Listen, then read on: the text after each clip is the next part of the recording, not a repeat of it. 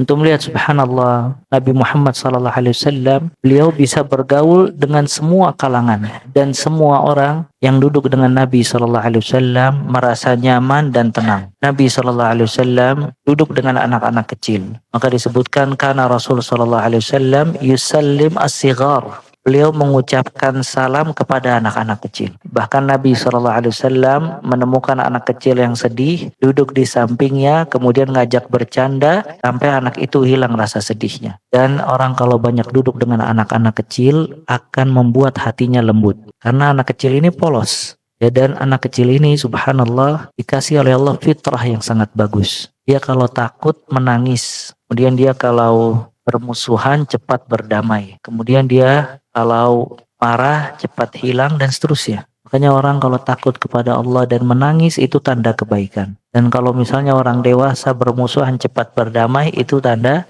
kebaikan. Dan sebagian orang tidak memperhatikan anak kecil. Bahkan Ana lihat sendiri sebagian orang kasar dengan anak kecil. Kadang tidak sabar sampai sering memukul anak kecil dan menampar anak kecil. Bukan itu hadyun Nabi SAW.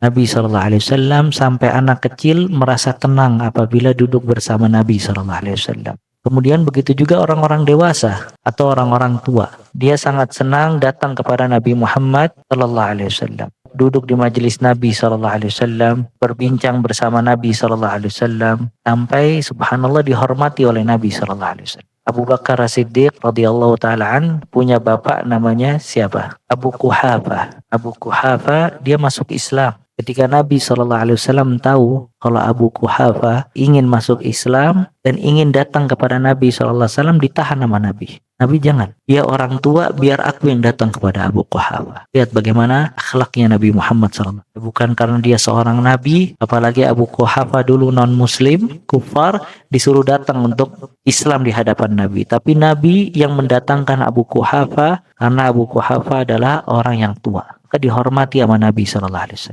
Ketika Abu Quhafa berjabat tangan, berbaiat kepada Nabi dan masuk Islam, nangis Abu Bakar As-Siddiq.